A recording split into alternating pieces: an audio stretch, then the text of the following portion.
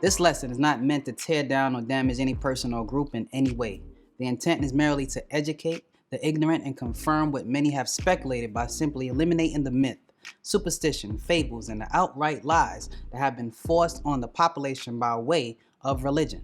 Quietly as kept, religion in any form is very detrimental and hindering to true mental liberation, for it breeds ignorance, racism, fear of making practical decisions, and it also makes one turn the blind eye in the face of truth. Welcome to Back to the Basics, where you learn facts, hope you embrace it. Watch, like, share, bring in awareness. Watch, like, share, bring in awareness. I'm fearless. Welcome to Back to the Basics, where you learn facts, hope you embrace it. Watch, like, share, bring in awareness. Watch, like, share, bring.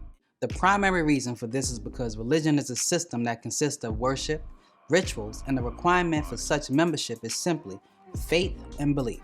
Now, of course, it is one's own right to believe in what they please, but I find that religious people don't realize that their religion is just that, a belief, and not an actual fact. For one can believe in anything and still be 100% wrong.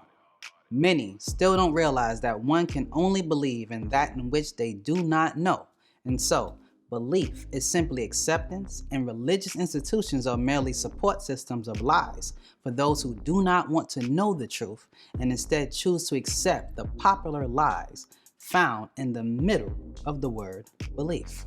And this is where a lot of religious people go wrong, for they too often don't know what their so-called holy books actually says.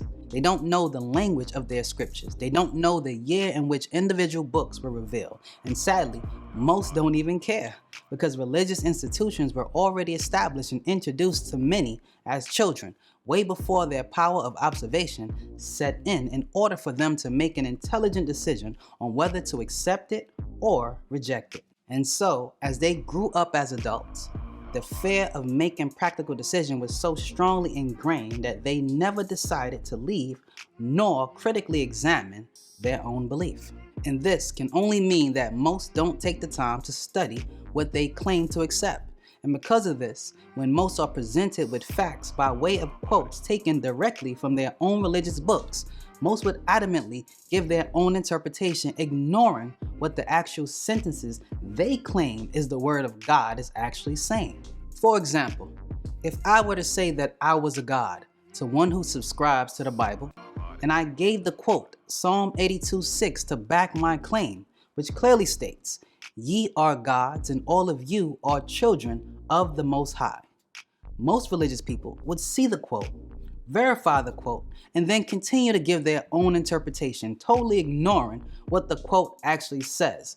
And this is just one of many examples. Message! So, what exactly makes one religious? Well, it stands to reason that one is religious if they belong to any group of people who all have blind faith in the same thing.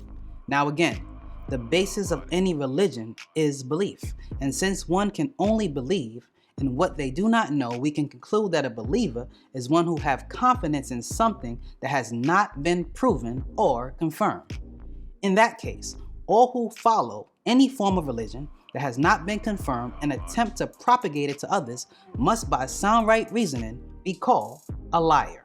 And I know that sounds harsh to many of you who are religious and watching or listening to this right now, but the truth must be told no matter how unsettling it may be. For your very own scriptures state that you shall know the truth, and the truth shall make you free. Not set you free, as many of you consistently misquote. Message! But free from what? Free from the mental captivity that religion has placed you in. Now you're probably wondering, how can religion place you in mental captivity? Well, when you examine religious people from a factual perspective, you will find that their religion is based on what they assume and not what is proven. And because of this reality, most religious people try to convert others because they feel if others believe as they do, then perhaps they are not ignorant. And so, the more people that ignorantly goes along with the lie, this in turn strengthens the members' convictions. And this group association makes them think that after repeating the lie over and over and over again, over time, that it must be true, when in fact it's not true, and it never will be true, and it is still a lie that they want to accept in their mind. Message! You know, the dangerous thing about a lie is that in order to maintain it, You have to continue lying until you or the next generation of children embracing the lie believes it. And so over time, religious lies become real to those who want to believe in the illusion, deluding themselves so that they don't feel foolish. And when people believe hard enough, they then start creating their own images from their own imagination and give life to fake images as you see in religion today. Then they attempt to convince all others that what they believe in is true, and all others who don't believe as they do must be fools, when in fact, they are the ones fooling themselves, because it is them who needs all others to accept and believe what is not confirmed. And get this, if others don't accept their religion, they fight them, tooth and nail, and even kill them. They call them names like disbelievers, infidel, heathens, Kafirs, Gentiles, and even devils, all to make themselves feel righteous about their unconfirmed belief. Message! Then comes the religious racism that do exist, and unfortunately many Nubians are very ignorant to it. And the reason I isolate Nubians is because most modern religions depict their prominent figures in races other than Nubians. And then, when you point out these facts, the racist and ignorant says foolish things like, race does not matter, after other races' images have been circulating all over the world for ages. That point should have been made when the first images was presented. But those people who dominated and still dominates the religions at that time were racist. Message! In Christianity, the image of the Jesus character is of a Caucasian male. And this tells you that the Caucasian male have used his own imagination to create fake images of what the entire world should believe in. And this blatant implication clearly implies that God, in whose image this man was created in, is of his race, which puts God in his image. You follow? And what is this saying? Well, if God is good all the time, then the implication is the race he is from are direct descendants of God. And that includes Judaism, whose prominent Caucasian figure is Moses, as well as Islam, whose prominent Caucasian Indo-Arab figure is Muhammad, all stemming from the religion of Abraham. So when Nubians accept any of these religions as their own, they are in fact worshiping other races as their God, be it who or whatever. It's always in other races' images and after other races' likenesses, not yours, Nubian. Message! Of course, they have made a place for you as a convert in their religion, but not in the blood, the physical, nor the spiritual side. And if you ever try to change the image in your likeness for your own children to see the image of your own race, those who want to maintain the religious racism will first label you a black religious cult. And then they all will come together to stop you by any means necessary. And unfortunately, because the religious ghost spell is so strong, many of your own people will be standing right alongside the racists saying the same thing. Because the racists and those who have self-hatred do not want Nubian children to see in themselves greatness, because then your children will not want to look like the image of other races or even be like other races, but will see their own image as good as God. Is that wrong? Is that too much to ask for? Especially if these racist people cannot prove that their image of their unseen God is even real? If you ask a religious person, where is heaven? They all will say, up there. And if you say, up there where? You'll find that they don't know. However, if you look up the word heaven in Hebrew, it translates to Shemayim, which is the dual or plural of Shema, which means the sky. And if you look in the Greek for heaven in the New Testament, you get the word Oranos, which translates to the sky, which really relates to Orion, the constellation containing 7 stars. This is where the Muslims get the 7 heavens concept from, found in the Quran 23:17.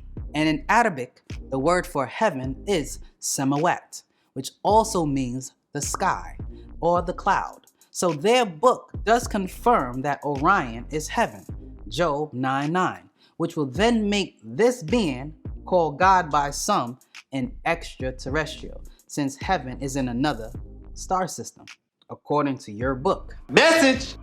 Now, do you see how this all adds up? Yet, most religious people wish to believe in all kinds of myths that don't add up. Religious people were profoundly trained not to want the truth and are very comfortable with what is already established, right or wrong. And since most have their own individual feeling about the truth, no matter what I expose, some people will never wake up from this hypnotic ghost spell placed in their mind. However, some will. And those are the souls that I am here to help awaken in this great and dreadful day. I want you all to know that I am not teaching right knowledge to hurt religious people.